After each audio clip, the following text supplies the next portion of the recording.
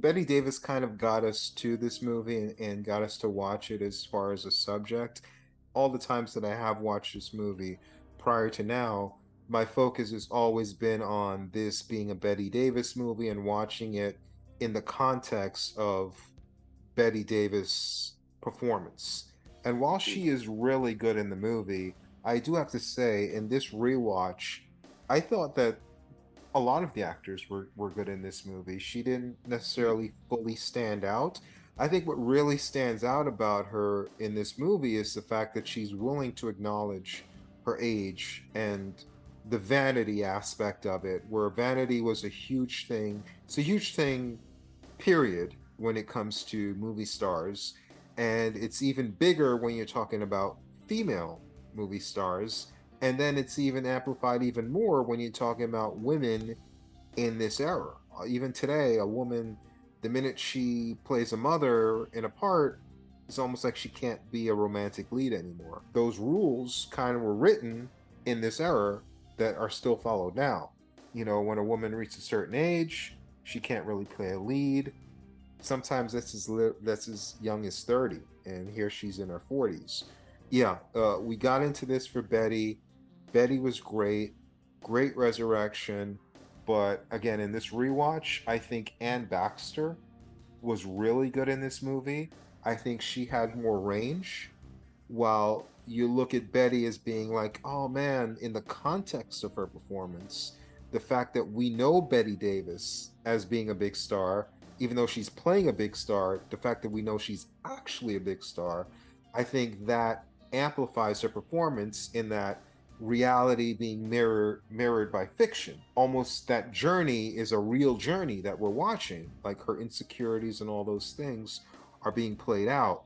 The only major difference I would say is we kind of feel sympathy for Davis's character Margot in this movie. Reality, Betty Davis, she didn't handle it like Margot did. Like she she didn't handle aging gracefully and people trying to come for the crown as gracefully as Margot did. Not even saying Margot handled it gracefully. That's just showing context to how poorly Betty Davis handled it. And that you come in for the crown, you better come correct, or you're gonna get your head chopped off. Because Betty Davis, she was tiny but very vicious and very bitter, and she would crush anyone in her way, in her path. But I think Anne Baxter deserves a lot of credit for her performance here because she had to cover a more of a range with her character, from the facade that she put on to the character that she really was, and then the broken character that she is at the going towards the end, and then having to face, again, almost looking in the mirror, a younger version of herself, and see what she did to Betty Davis is now happening to her. Overall, I think her performance may have actually been better. Yeah, I think they're both great performances. What I think is interesting is, I mean, I think that Betty Davis's character, Margot, I think she's our main character. I think we have to assume she's the main character of this story. But what's interesting is she kind of disappears toward the end of this movie. There's a bunch of stuff that happens involving Eve, and then there's a scene kind of where they're back in the wraparound story, the award show, and you see Margot there, and I think she only has one line at that point. She just has one line, and then there's about 7 or 8 minutes left in the movie that she's not in. So the movie kind of keeps going, and it's very unusual for the main character to kind of drop out, and it's almost as if Eve kind of becomes the main character in the end.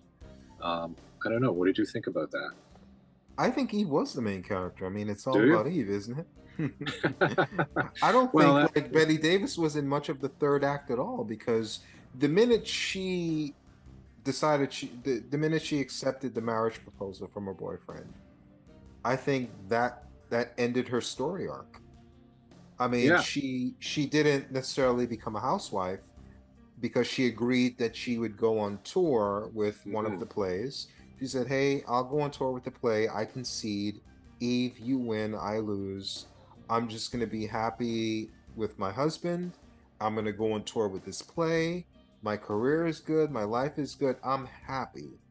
Hmm. That ends her arc. There's nowhere for her to go. But Eve's story needs to continue because now Eve has everything she wants.